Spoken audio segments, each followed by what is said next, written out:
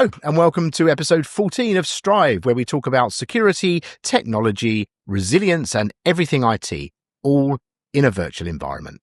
I'm Darren Thomson, your host, and today we're going to change things up just a little bit in terms of format. I'm very excited to say that today's episode is going to include a very special guest, and she and I are going to talk about the technical, social, and organizational gaps that we have found tend to exist between the traditional IT infrastructure organization and the security group. We're going to talk about, as well, some of the risks associated with those gaps. But before we start, my usual disclaimer, please do not forget that the information provided here is for general informational purposes only. It does not constitute legal advice, and it may be subject to change. Now, without further ado, let's go to the interview. Jane, welcome to Strive. Great pleasure to have you here with us. Why don't we start with an introduction to you, bit of your background, your experiences over the years, and what you're doing right now. Yeah, thanks so much, Darren. Well, my name is Jane Frankland, and I've been in cybersecurity for 28 years. I work as a brand ambassador, an influencer, whatever you want to call it, an advisor. I'm a published author. And I do an awful lot of work, when it comes to women. In fact, in some circles, that's how I'm most well known. But yeah, I've been in cyber for 28 years. I started my own penetration testing company back in the late 1990s. So I'm very pioneering by nature, a challenger by nature. And I started that company at a time really when there wasn't much security around. I mean, we called it information security. We called it network security, IT security. And I built a penetration testing company, owned that company for 16 years. It was the first female-owned penetration testing company in the UK. And I then went on to do some executive roles, the last one being as a managing director at Accenture. I think one of the things that I like about working with you, Jane, is that you'll talk conceptually with me, and we'll talk about, as we're going to do today, about strategy. Yeah. But you come from a deep security background. You ran a penetration testing company, which means there's kind of depth and grounding in the basic concepts. Yeah, absolutely. But having said that, my background is art and design. Right. So I haven't come from a technology discipline. It was art and design. And I think that is really useful for us because it brings the diversity of thinking. It brings a different perspective. And I think when we're talking about security, we need different perspectives. Yes. It can't all be the same type of thinking and us having the same types of people from the same types of backgrounds in our field. Otherwise, we just end up blindsided. Yes. So, yeah, I have been in the industry for a long time. Inclusion and relevance is so massively important for me. And it's why I enjoy the work that I do as a brand ambassador, because it's really helping to expand the message, really, the importance of what we're doing in security. Now, I work with the likes of you as a brand ambassador in that capacity, and also with other companies as well.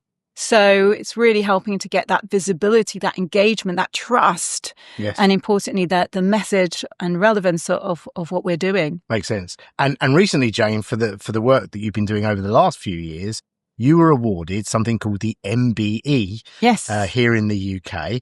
For our international audience, why don't you just describe what that means? Because that's pretty special. Yes. And as I understand, it involves a visit to Windsor Castle. It does, Tell us a little bit about that. So I was included in the King's New Year's Honours List. And it is an incredible recognition. And an MBE, which is the first level of recognition, means a member of the British Empire. So I got that for all of the work that I do and have done for women in cyber. So, not only am I a visible female role model in cyber, having been in it for over 28 years, but I've actually contributed extensively. So as a, in terms of scholarships, so I've put 442 women through my insecurity scholarships. That's absolutely changed people's lives. Yeah. It's a value of about $800,000 US. I've also done research. I've called for campaigns or created campaigns, and I've also acted as a voice for the voiceless. So in my position, I'm able to do certain things that other people aren't able to do. And some of those things are for women, some of those things are for all of us in cyber to make the world safer. Amazing. Well, congratulations on the award. Thank you. And so, I think you can recognise, one of the reasons we brought Jane here is there's deep knowledge and experience here. So to leverage that, the subject that I wanted to talk about today is something that you and I have spoken a bit about, which is the gap that we see existing in many organisations between the IT infrastructure team. I refer to that group largely as the deliverers of IT service, and the security organisation. So typically the CISO's team, the protectors of those IT services. And in my work consulting with our customers at Commvault, I see the gap between those organisations existing over and over again. And importantly, that matters because risks have started to appear, in my experience, where that gap exists. So first of all, tell us a little bit about your experience in that area. What are you seeing? And then what I'd like to get into is, well, what kind of gaps are appearing? What risks are emerging as a result of those gaps? And then perhaps we should get into a little bit of, what are the first steps to resolving some of those situations? So tell us about your experience. Well, that gap exists, and it has done for many, many years. But I think it's actually getting worse. So both the CIO and the CISO, they have the same objective, which is to support the business, to enable it to prosper and do well. But the CIO is there really to drive innovation. They're about digital transformation. They're about supporting the IT systems, whereas the CISO is there to reduce risk and ensure compliance with regulatory frameworks. And because of those things, what we see a discord. We see often that the CISO is seen as the disabler to business. They don't like change because change introduces risk. Now, I could argue that no one likes change. As human beings, we work really hard to avoid change. But the CIO is driven. They're incentivized in terms of cost efficiency, in terms of production, operational uptime and things like that, whereas the CISO is incentivized on risk reduction and being resilient. Right. So you have two opposing forces that aren't necessarily aligned. So one that's disabling, one that's enabling.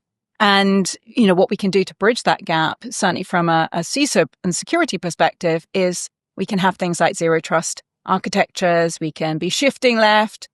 We can be working with DevSecOps and things like that. That will help to bridge the gap. From a cultural perspective, well, actually from an organization perspective, we're not helped at all. Neither the CIO or the CISO are helped in that respect, because actually what we see often is that the CISO is reporting to the CIO. Right. So often there can be a different agenda. And what I've seen with some CISOs, I've seen them alert the CIO to certain risks. That CIO will be taking it to the board. But because that doesn't align with his or her objectives, their agenda, they're removing those risks, they're removing those vulnerabilities. So the board is unaware. Right. I've also seen CIOs actually, at the first opportunity, remove the CISO because they are too good at their job. They're slowing things down. This is it. They're slowing things down. Right. They're becoming a hindrance to the CIO's mission. It creates a real challenge, doesn't it, this for the CISO? Because on the one hand, there's definitely evidence, you've seen it, of CISOs being taken out of the equation because they're slowing things down. Yeah. And I've seen plenty of CISOs taken out of the equation because they got breached. Well, this is... So it's almost a no-win situation, isn't it? This is it. I personally think that the CISOs are really vulnerable at the moment. I think the CISO really has to show their value to the organization, because right now, if they can't do that, then the CIO, if they're reporting to the CIO, can come in and say, look, leave it to me. We'll get rid of the CISO. We'll have the security department. It will fall underneath me. You're not showing the value that you're adding to the business. You're just causing me a headache. So therefore, let's cut some costs and get rid of you.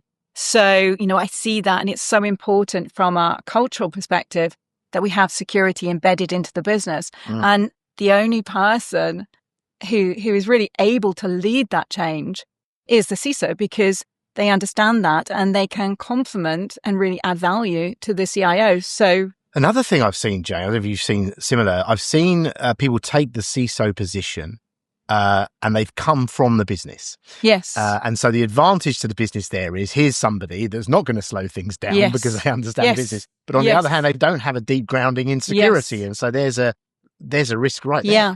That's a dangerous situation, right? It can be. It really depends on that person in that seat, I think. If they're listening to the business, if they're going out there and really understanding the business units and how they're working, how they want to work, if they're understanding the risks out there and really speaking to their team, and they've recruited the right people in those positions, then I don't necessarily think that it is, providing that they step up. Right. So they are educating themselves. So they're not standing still and just accepting, well, this is my position. I know enough about this business in order to do well here. They've got to educate themselves so that they're far, far more aware. So step up. So I don't think that it necessarily is. In some respects, actually, because they understand the business, you could argue that they're doing a better job. Okay. The danger comes, I think, when you have a CISO in a business who isn't going out there and making friends with the other stakeholders in the business and really understands what it is they're doing. So for me, I'm always advocating that the CISO actually goes out there and understands the stakeholders and what it is that they're trying to do. So from a place of service, how can I serve you? As opposed to, here's my stick, and if you don't do this, then you're going to be in trouble, or I'm going to mandate that you're not able to do this. And all that then happens is that the business units just find ways around it. Right. Shadow IT pops up, shadow AI pops up, and it creates all sorts of problems, all sorts of risks, which doesn't help the business. And I think part of the answer here is to define at the board level what I've always referred to as preferred risk tolerance. Yes. So who are we as a business? How much risk do we want to take? Yeah. And are we all prepared to sign off on that? So that if there is a business-orientated CISO in place, for example, there's already agreement between them and the other stakeholders in terms of the level of risk this organization is prepared to take. I used to be in the business of helping define that line, that risk tolerance line. And I did that with Formula One racing teams. And I also did it with local government organizations in Africa. Oh, wow. Very different lines. Yeah. A Formula One racing team, by definition almost, has a very, very high tolerance for risk. Yeah.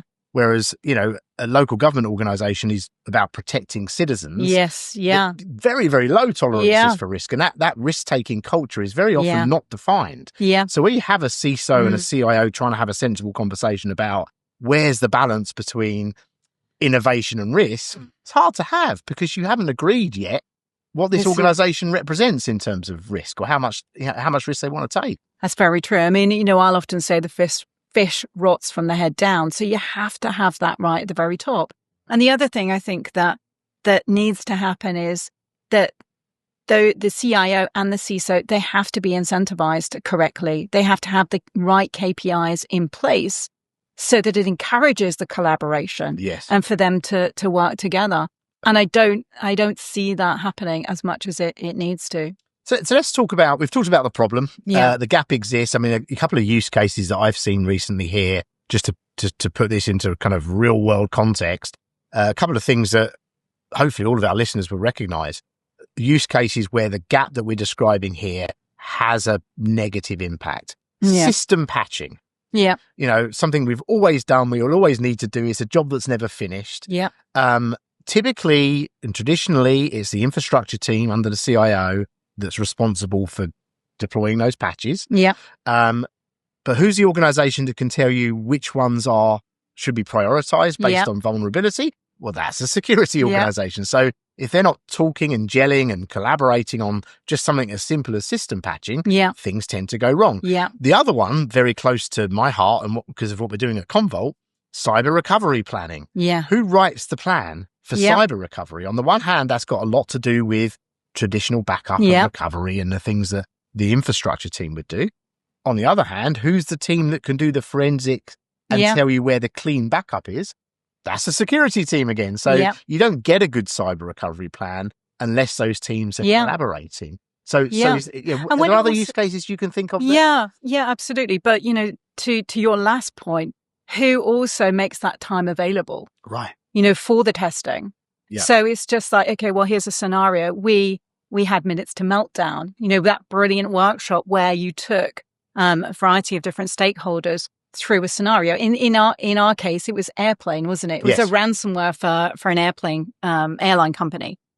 And so getting people into a room and really understanding what's going on and why and how you can recover as fast as you can is massively important. So it's making space, it's making time available to actually do, to test the scenario. It's just like, well, how do we perform? You might have an instant response plan. You might not. If you do, are you testing it? Right. Are you testing it regularly? So it's making sure that is going on. I mean, there's so many other things as well. But another scenario could be a merger and acquisition. So you have a case where the business has acquired a company, but they haven't done the due diligence. They haven't made time for that. They haven't included security in it. And what can happen is that they acquire a company that suffered a data breach, but they're not aware. And often we talk about it's a case of not if it's going to happen, but when it's going to happen. But actually, it might already have happened. Right. You just don't know about it. Yes. So if security isn't involved in that type of scenario, then you've got risk. You're behind already. Yeah. And I want to come on to what are some of the solutions to this? What how can organizations move forward and make the gap smaller? You mentioned Minutes to Meltdown. Thanks for mentioning that. For those that don't know, Minutes to Meltdown is an event that Commvault have been running around the world. We basically put about 30 people in a room and we expose them to a simulated ransomware event. And the reason I bring it up again is because for us, that's maybe one of the best first steps to getting these stakeholders in the same room. So when we organize one of those Minutes to Meltdown events, we always make an effort to bring folks from the security side and the infrastructure side together. Also often sort of business leaders and heads of lines of business managers, etc. Because if nothing else, they leave that session with, oh my goodness, if this happened to us, we don't have a plan. Yeah. And that plan's not going to exist unless we all contribute to it, which is, I think, a great first step to resolving the problem of this gap. Yeah, I agree. I think, what I see is I see you have to start with the leaders. Yes. You've got to start at that level. Then you've got to move up so that there's awareness. They understand, what is at stake and also how to deal with it, what their part in it is. And you then have to move up to culture because it's got to be embedded into the organization because security is a shared responsibility. If you don't have everybody involved in those decisions, really understanding, then you're failing. Yes. Then it's risk and GRC. Then it's about defense and protection, usually the tech solutions in there. Then it's about community. And it's a bit like, I think, Maslow's hierarchy of needs, so those are the layers. And what I see is that often we go in at the GRC or the risk layer or even the protection layer, often with technology, thinking that it's going to solve the problem. Right. And that's why we have these issues, because actually it's like a house being built on sand, and it crumbles. Yes. So time comes in or water comes in or whatever, and it just crumbles. And that's, I think, why we have a lot of the issues that we have. And we talk a lot about people, process and technology, the golden triangle in security and how those three are required. But we tend to be solving the issues that we have mostly with technology. Yes. And I have to fight that urge, as a strategist and an advisor. And I've learned over the years that as excited as I am about whatever technology is emerging, right now it's generative AI, but 10 years ago it was something else. As excited as I am about that, I have to temper that enthusiasm. And if, for example, I'm doing a lot of work right now with my team around building cyber recovery plans, and I have to fight the urge to lead with the technology that can enable that. Because, of course, what has to come first is, as you say, people. Culture, people, organizational structures, governances, best practices, playbooks. And then the technology can then show up to this is it to support all of that. Yeah, absolutely. I completely, because that's what the tech. It's like anything. You need to be putting the technology in. I think once the people and the processes are all all sorted, then the technology can scale it. Then the technology can support it. But if you just put technology in without dealing with the other two, you introduce risk. You can't start. A thought just occurred to me as well. I think by going kind of technology first, process and people later, you're probably widening the gap. I think you are. Because what's the technology? Well, the technology is security technology that typically exists in the SOC. Yeah. Very security orientated. Yeah. The security folk understand it. They're proud of it, those sorts of things. Or it's technology on the other side. Yeah. And so just by deploying technology without the fabric of the people in the process, you're probably making the gap even worse. But I think you miss things as well. Right. So if you're not including the people, you're working blindsided. And that's why it's really important to get the people involved, to get those stakeholders involved. What are you seeing that I'm not seeing? Right. And I love the idea of working on real use cases. So there's a lot we can do, like minutes to meld down, to bring people together and start to get them collaborating and talking. But in every business, everywhere, there is going to be something that's a project that needs to be worked on anyway. And what I encourage organizations to do is just to make sure that all of those stakeholders are in the project. Yes. For us, the project very often right now is a cyber recovery planning exercise. Like, what does a plan look like? How do we enable that plan? What are the playbooks? What is the technology to enable it? All of that stuff. And, I refuse to run a cyber recovery planning workshop unless, the infrastructure and the security people are in the room. Because I know we're not going to get there otherwise. Yeah. We need both those. It's a golden opportunity. So I think finding those projects to work on together is really important. So Jane, as always, with you and I, we've run out of time.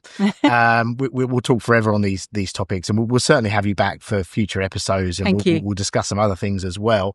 But before we go, any last words of advice for the Strive audience here? Yeah, I would say security people, go out there and be evangelists. Go out there and serve the business. Find out about what they are doing. Build your influence so that you can do a better job. You can serve the business better.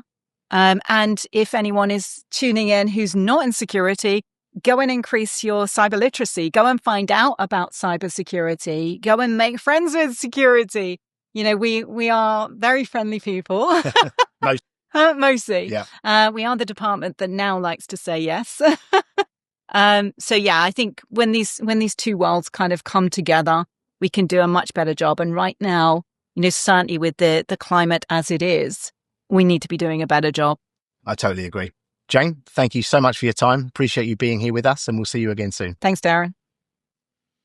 Okay, so thank you for joining us on this episode of Strive. We do plan to include more special guests in future episodes.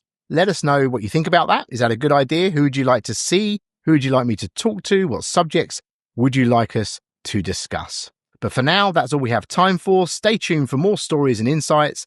And until next time, stay informed, stay secure, and I will see you in the next one.